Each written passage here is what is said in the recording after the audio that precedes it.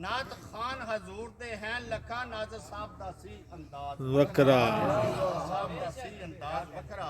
पढ़दे ना सी जदों उस्ताद मेरे पैदा हुंदा सी सोजो गदाज वखरा हनीफ नाज़िश दा होया शागिर्द जेड़ा मिलिया ओनू रफाकत इजाज वखरा नाज़िश दा होया शागिर्द जेड़ा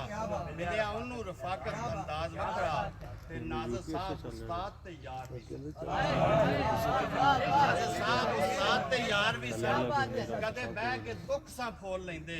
शेर उन्हां दे ज़हन ते असर करदे दिल मोह सी उन्हां दे बोल लेंदे ते भावें किन्नी भी राज दी गल होनी असी ओ भी सा उन्हां नाल खोल लेंदे हुंदे कदर शनाज जे लोग भाईया शेर नाज़िश दे सोने नाल तोड़ जे लोग भाईया शेर नाज़िश दे सोने नाल तोड़ लेंदे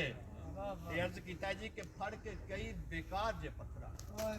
फड़ के कई बेकार जे पत्थरां नूं नाज़िर साहब ने यारो अलमास कीता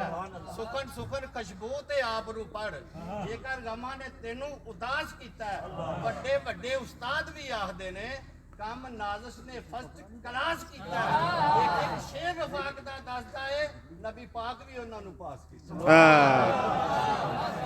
क्या बात है सुभान अल्लाह शेर रफाक दा दसदा एक शेर रफाक दा दसदा है नबी पाक भी उन्हां नूं पास कीता ते नाज़िर साहब ने दोस्तों सही गल है बड़ा उच्चा कम वहा छड्या नाज़िर साहब ने दोस्तों सही गल है बड़ा उच्चा कम वहा छड्या साडे उस इलाके दे विच उन्हां बूटा इलम ते अदब दा ला छड्या अनवर शाकर अदील अदरीस वर्गे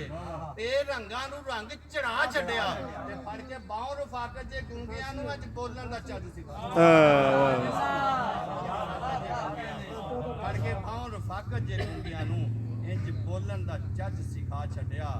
लिखिया ते बड़ा कुछ चलो कदी नज़ाकत पेश नज़ार शेर चप्पा चप्पा जहान दा छान मारो कोई ना लभेगा मेरी जनाब चप्पा चप्पा जहान दा छान मारो कोई ना लभेगा मेरी जनाब वर्गा मालो दौलत नूं ठोकरे मार दिंदा नौकर नबी दा हुंदा नवाब वर्गा वाह वाह वाह ठोकरे मार दिंदा मालो दौलत नूं ठोकरे मार दिंदा नौकर नबी दा हुंदा नवाब वर्गा ते चेहरा फेर ही यारो पुरनूर हुंदा जदों इश्क च होवे कबाब वर्गा होया होए फौत ते होया रफाकत अली मुख नाज़िश दा फुल गुलाब वर्गा होया रफाकत अली वाह वाह होए फौत ते होया रफाकत अली मुख नाज़िश दा फुल गुलाब